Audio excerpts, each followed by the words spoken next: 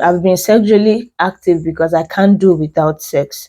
Now, remember, in marriage, there will be times when you, as a lady or as a man, will not be in the mood for sex. It may be for health reasons. It may be for childbirth reasons. Now, that person that is telling you, oh, I can't do without sex, and his or her body language, his or her action is also saying the same thing. What do you think will happen if peradventure at a point you're having a health issue that will not allow both of you to have sex, or you had a baby that you will need few weeks for your body to heal? What do you think will happen?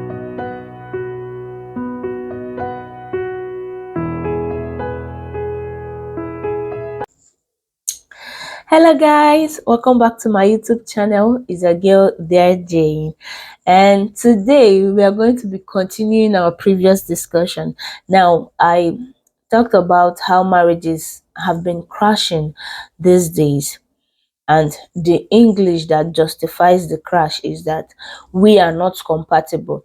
Sadly, that is the reality of so many homes, even some that are yet to get broken. Yeah, they are just patching things up because questions that were meant to be asked during dating, during courtship, were not asked.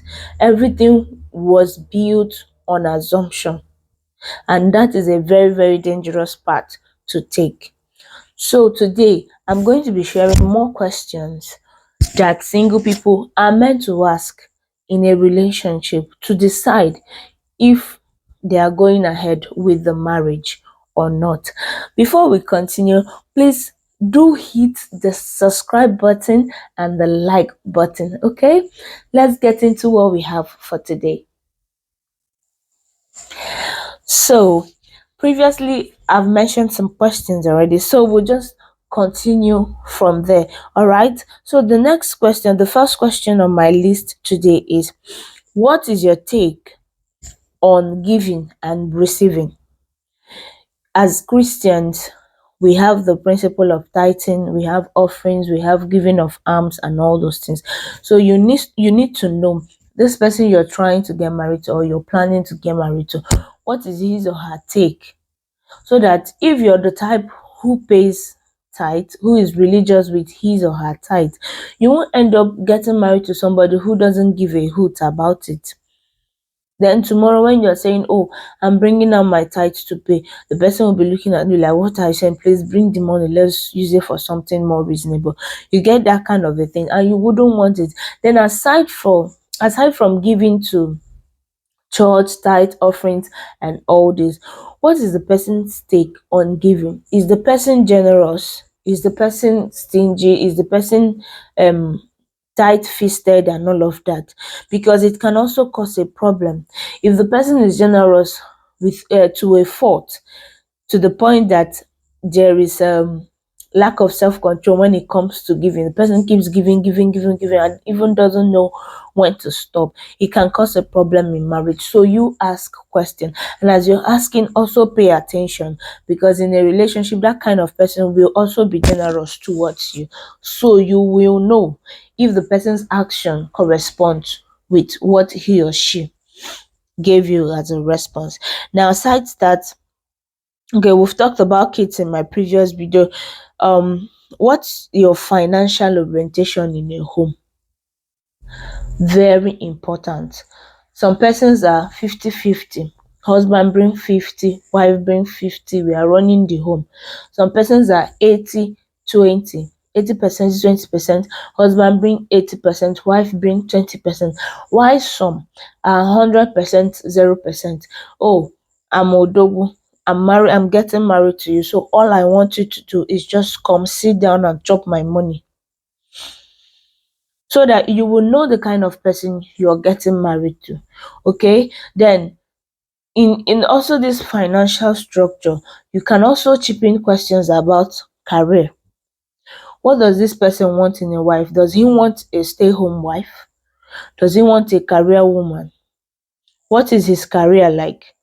Or what is her both ways? These questions are both ways, please. It's not just for the females alone. What is his plan in the next few years? What is he looking out for? looking out for? What is he looking up to? And all that and all that. Will he support me in my own career? Will she be there in my own career? That kind of questions. Please do ask. They are very, very important, because I've seen situations where kingdom ladies, like Christians, sisters who are burning for God while they were single, immediately they get married, you see the fire dropping down. This person, you were hearing her voice loud for God while she was single, you can't even hear a single thing. Not because there are plenty responsibilities in marriage, no, but because husband has said. You get that kind of a thing. So you ask questions. You ask questions. What do you do when things don't go your way? Is also another question. Because there are people who wouldn't stop at anything to frustrate your life if you don't let them have their way with you. Please ask questions. There are a lot to talk about in a relationship. There are a lot to talk about in courtship. It's not just so many ladies, so many guys. We rush to plan weddings, forgetting about after wedding. Wedding is just one day. People will come, eat rice, dance, spray money for those that will spray, give gift for those that will give, and go home. It will now be left with you and your husband. So ask these questions. Don't be in a rush. Don't be in a rush.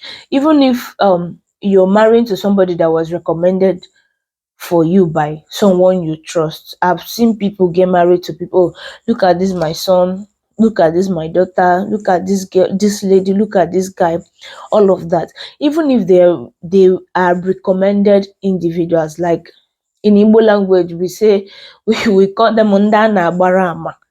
Like there are responsible people that can actually testify on their behalf. Please calm down, because at the end of the day, you won't be living with those responsible people. You will be living with that person alone.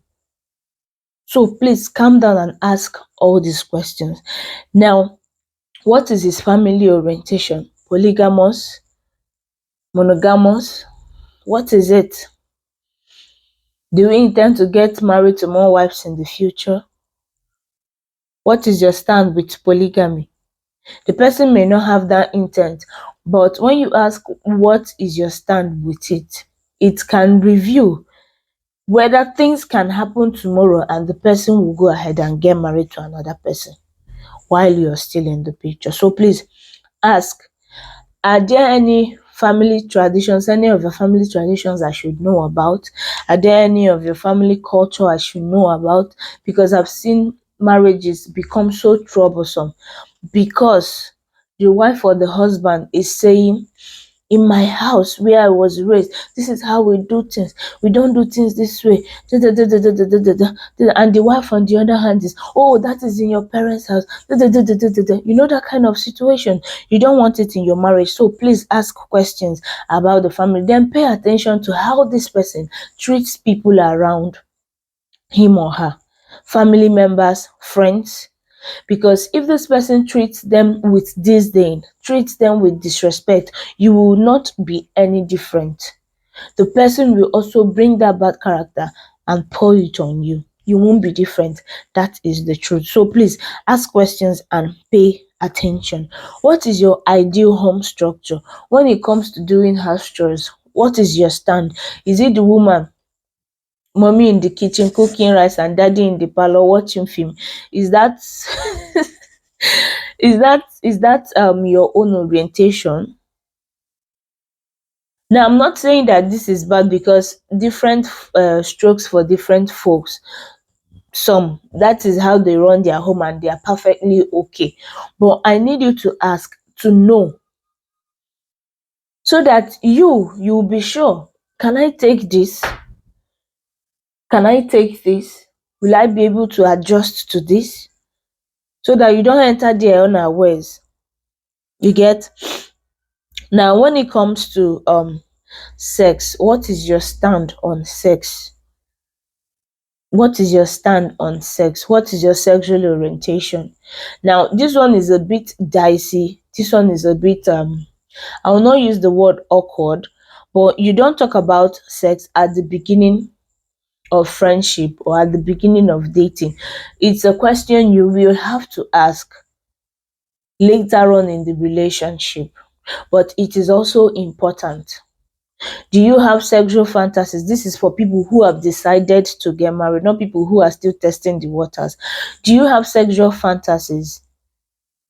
What will you see, or what do you expect in our sexual relationship when we get married?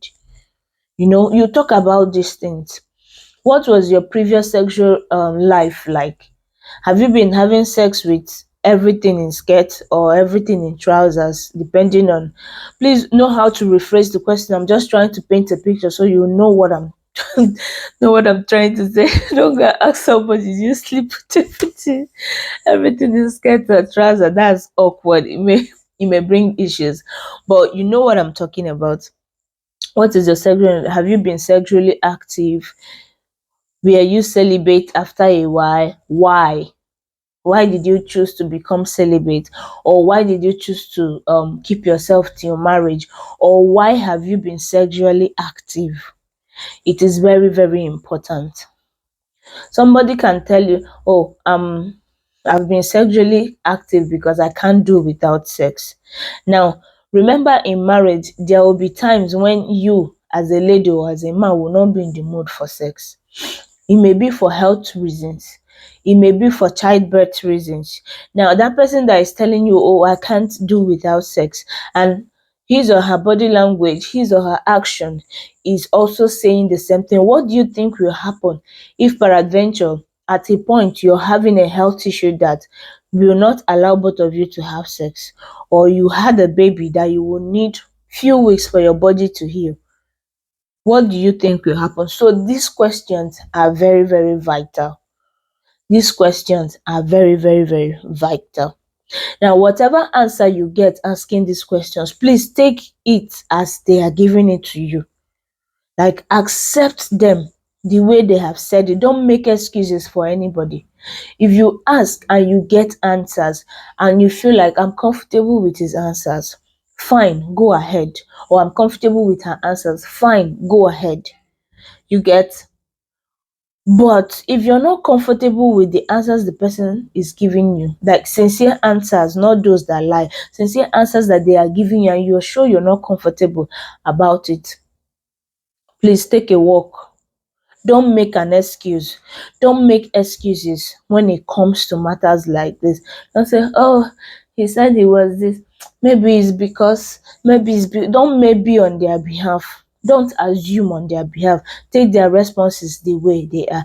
Another thing that you should ask about is in-laws, the place of in-laws in their marriages. What distance do they intend to keep with their parents or with their siblings in your marriage? Are third parties allowed in their marriages?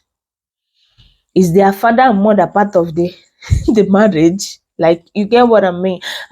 So please ask these questions. It is not a taboo. They are not taboos. Nobody will cut your head if they are not comfortable with all the questions. Of course, you're not going to be bombarding questionnaire. You're not going to come with a list just like I have it, and you're sitting and asking them like you're interviewing them. No, that's not what I mean. But please, as the relationship keeps progressing, throw these questions, throw these questions, receive their answers, and also be observant. Use your sixth senses and ask for clarification. I hope that you found value with this, and I hope you will put it into practice if you're still single. And I also hope that the young ones around you get to hear all these things from you when eventually they are set to get married. Okay, thank you so much for watching. Please click on the subscribe button and on the like button if you have not done so. Till the very next time, I'll be waiting in the comment sections. If you have any other question you feel people should ask before going ahead with marriage, please drop it there. Your ideas are very, very, very, very, very welcome. Okay, use wisdom, and may the wisdom of God guide you. Religious stand. You're a true Christian. You're a true Christian brother and a true Christian sister. Please, the Bible says, don't be unequally yoked with unbelievers. Now, This is not to say that unbelievers are devil, but there are value system guiding every belief. So please don't take it for granted. Ask questions. Till next time, see you. Bye.